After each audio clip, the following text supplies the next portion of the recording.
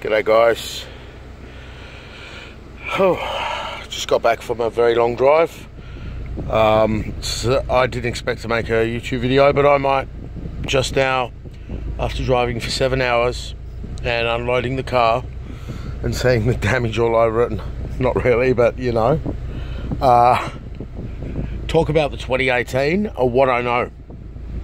What I know, I don't know much. So from very quickly watching some videos, I know that it's got retuned suspension for comfort. For what, I don't know.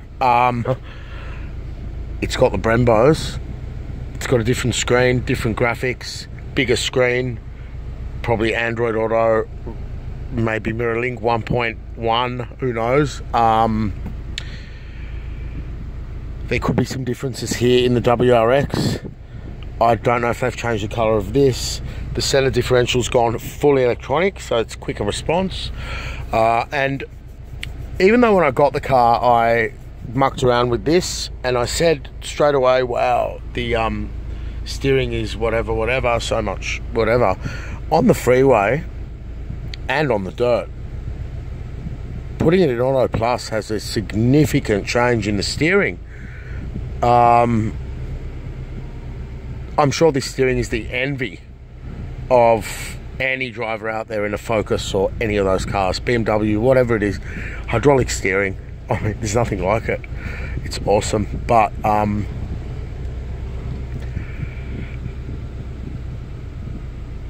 that has a significant difference in the steering of the vehicle. It firms it up, it makes it less jittery, it makes it slightly deader. It's brilliant. I'm going to start driving around in this for a while. Well, now that I'm back in Sydney and it's pouring outside, funny enough, after a 7-hour drive, I just took it for a burn, and it's just lethally quick.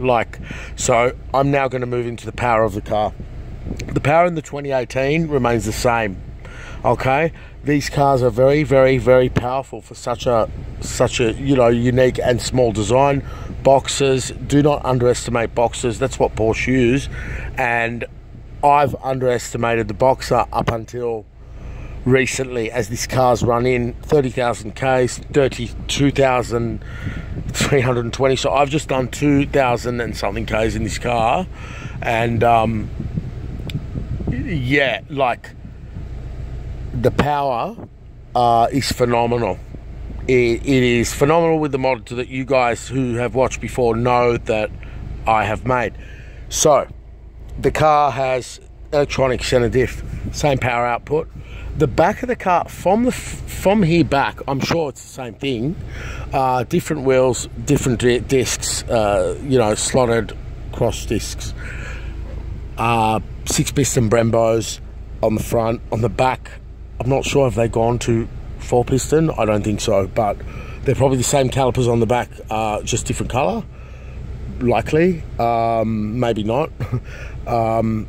Now, talking about the power of the car and the engine, let's go into that again, like a very recent video. You can't underestimate this engine. It's extremely difficult to replace this engine. This engine pumps out power relentlessly.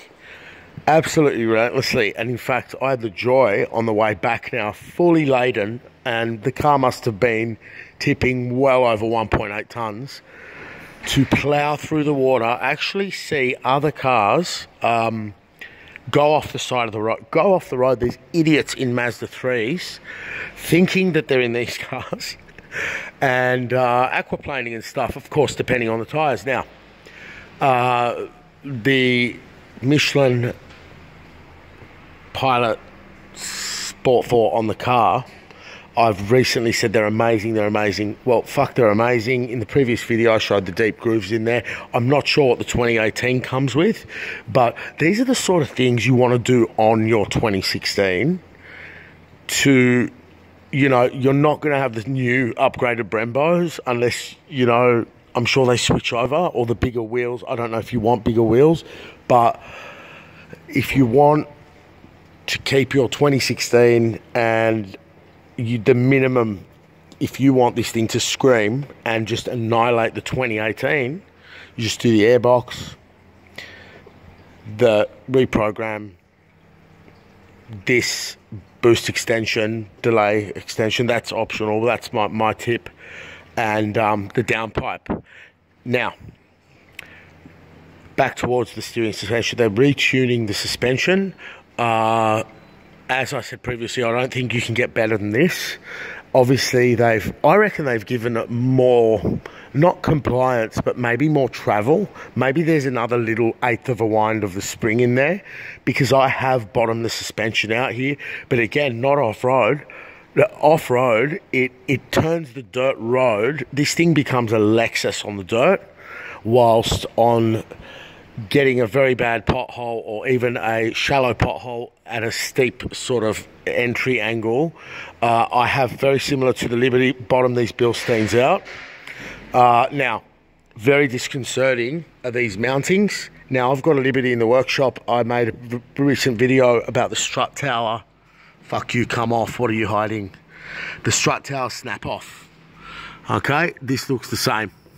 So I've had in my Liberty that strut snap off, and now I've got a Spec B snap off in the workshop, and that's the Bilstein shock. So there's something with the suspension. They're not going to change this, but as I said, we want adjustable suspension. If they had adjustable fucking suspension on the 2018, okay, I don't give a fuck about the Recaro seats. I don't want Recaro in my STi. I don't want it. Okay, I've seen Recaro thrown around like trash since I was 16 years old. I know they're good seats, but and the seat belts are red, okay, but I don't care for that. What we want is reinforcement, bigger brakes, reinforcement. Get rid of the timing belt, make a fucking FA 25. You know, but see, they're going to have to comply to very strict emission standards. This car is a dirty car. So that FA20 is going to come out likely with 226 kilowatts, I reckon, or more. Maybe they'll go variable geometry on the turbo, but from here back, the car's the same.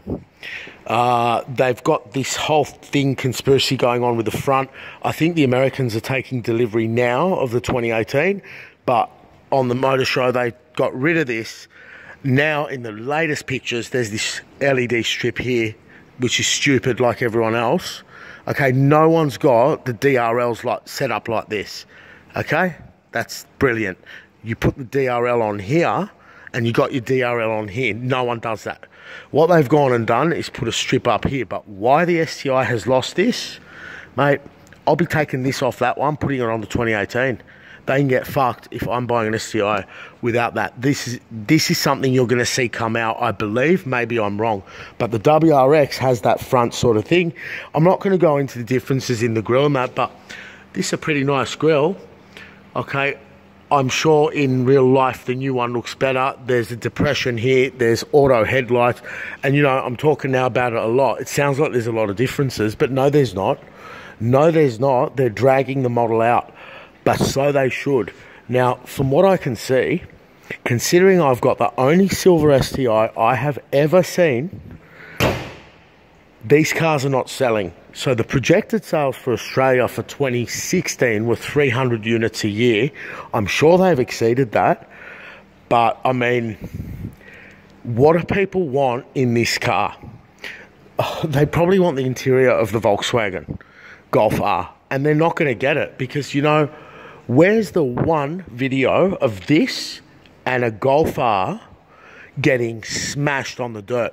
No way. Where's the one video in the world? Can someone send me the link? I'll tell you what's going on. Volkswagen will not give the media the Golf R to put head-to-head with this. This will destroy the Golf R. It will fucking leave it for dead. The Golf R's a fraud, okay? It gives power to the rear wheels when the Haldex shit wants to, or whatever they call it. Mate, I've driven them. They're awful, right? The constant full drive when you're ploughing through water this deep at 110 k's an hour, the car was just fucking rock solid. So, improvements in the suspension, the drivetrain, the electronic center diff, etc., etc. They're not giving it more power.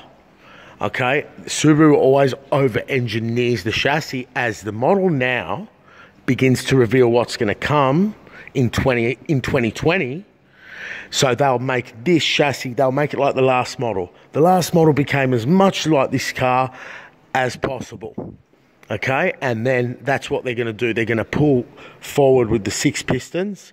You'll probably see an uprated power rating. I reckon we're going to see a reduction in weight. Okay, and how when everything's so thin and sometimes flimsy on these cars? I mean, everything is made absolutely to the minimum. You know, when you drive, one of my favourite things is when I drive, funny enough, seeing this thing flex and move. You know, it gives me that feel of an aircraft as you see a wing move in an aircraft. This as well. Okay? Okay, this moves. This moves a lot. Now, the mirrors, I think you're going to get two-tone mirrors in the 2018. But exhaust system, driveline, tail shaft, it's all the same. They're running it through. I do believe they're doing their best to bring us a motor that has to use 9 litres per 100 Ks, you know, driving like Miss Daisy. But what do I think of the 2018? Considering the stupid warranty things I've got, the infotainment, stuff like that, what do I want? I want to drive to Subaru, leave this there and get it. Why do I want to get it? Not for the Recaro seats. I want to get it for the Brembo brakes. Now, usually when Subaru updates through a model, they bring in technological innovations into the car. In this case, it's been pretty, I mean, there's no real technological innovation except for the braking system and the fully electronic center differential. That's the innovation in the car, right? I'm not, the bigger screen and stuff like that is irrelevant. What I also want to see on the car, but it would add weight, what I want to see on the car is thicker glass. Slightly thicker glass. I'm not concerned by the wind noise. I love it. Now, these Pirellis are much, much, much quieter than the Dunlop Supermax the car came with. You're not getting that hard sort of rubber. It sort of takes it up. So when they retune the suspension, are they going to put on different tyres? They probably have already. But what would I want to see on a 2018? I'd like to see the hatchback back. That could be a surprise, they say, for 2020, obviously. But I would like to see not so much direct injection. I would love to see a timing chain and direct injection. Okay, what we want is the 3-litre, the EZ30 replaced and made into invincible GTR Skyline killer. That's all they need. That EZ30, which some call the ED30 or whatever. You know, quad cam, double Vanos, timing chains, stuff like that. Do we want electronic diffs front and rear? No. Do we want electric steering? Look, we don't want electric steering, but we need electric steering. So if you go to magnetic suspension and electric steering and have those settings all combined, that's great. Would I love to see the hydraulic power steering remain? Yes, I would. Do I care if my headlights follow the road? Not so much. Okay, I was driving in snow, in pitch dark conditions. The headlights here are absolutely phenomenal. Okay, maybe all the new sort of cars, no, they're not all the same. I had the wankers sitting up my ass in their European cars with halogen headlights. All the Jeeps had halogen headlights in them. I saw new cars on the road without blind spot detection. Okay, now, do we want to see a CVT or auto? No. No, we don't. Has Ferrari made a four-wheel drive? No, they haven't. They've made a hatchback, though. A shooting brake.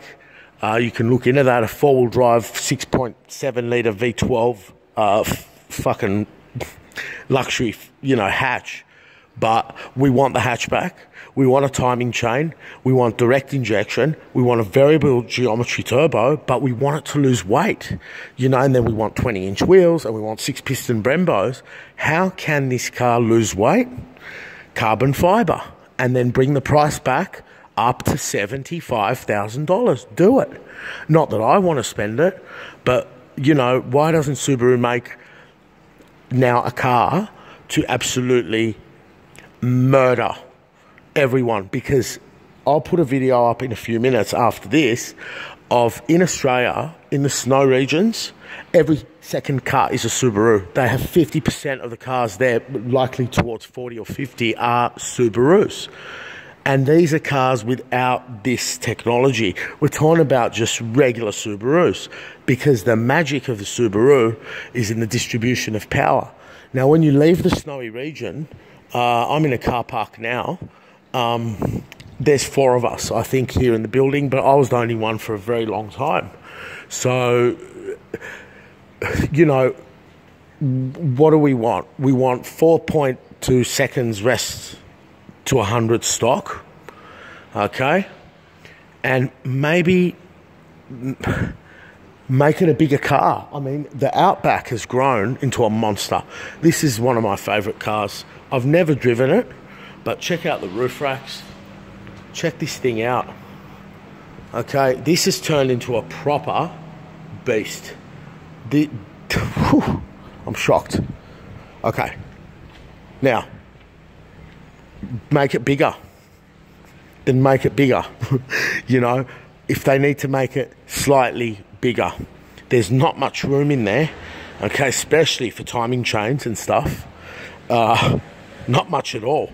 Especially if they want to keep everything symmetrical. You know what I mean? More display, head-up display, stuff like that. I'm not really concerned. So what I'm saying here, if they lifted the price and lost weight or gained weight in another way, get rid of this. Do you know what I mean? Get rid of the power driver's seat, even though we love it. Don't move to 20-inch wheels. Okay, stuff like that. Go more aluminium, put the price up, and make a proper beast with a variable geometry turbo, direct injection, suspension modes, stuff like that, and make it do 4.2 second stock, or you know, and then in a heartbeat it'll be doing 3.8. But in the chassis, then the win will be in the chassis of the car.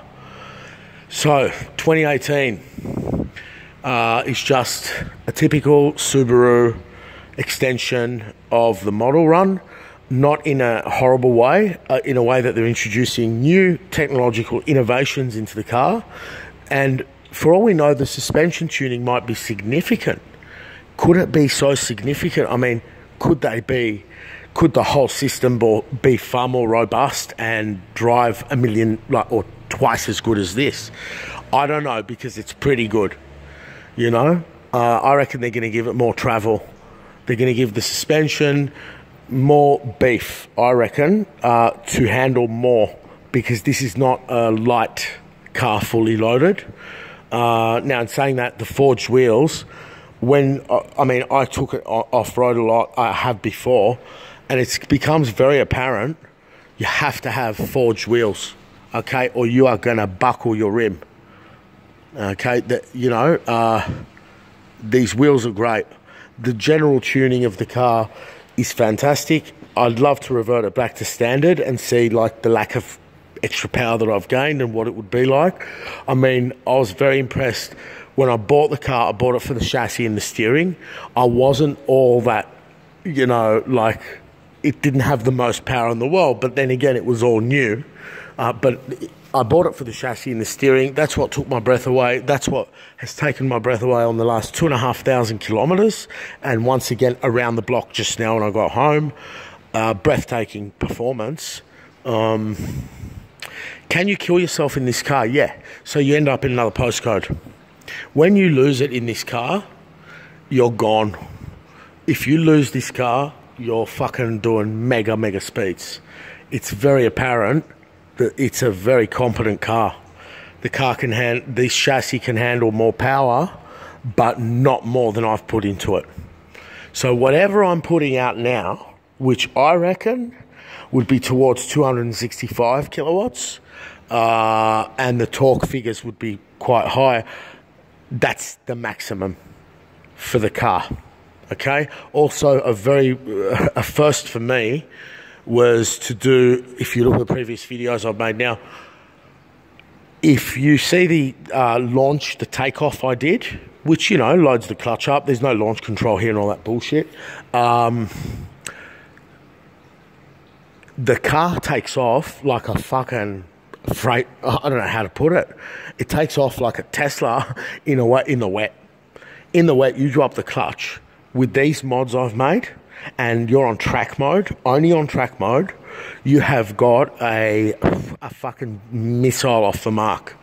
Instant G's. Like, I've never managed to throw my head back into the seat the way I did. And that's fully loaded. Fully loaded. Full tank.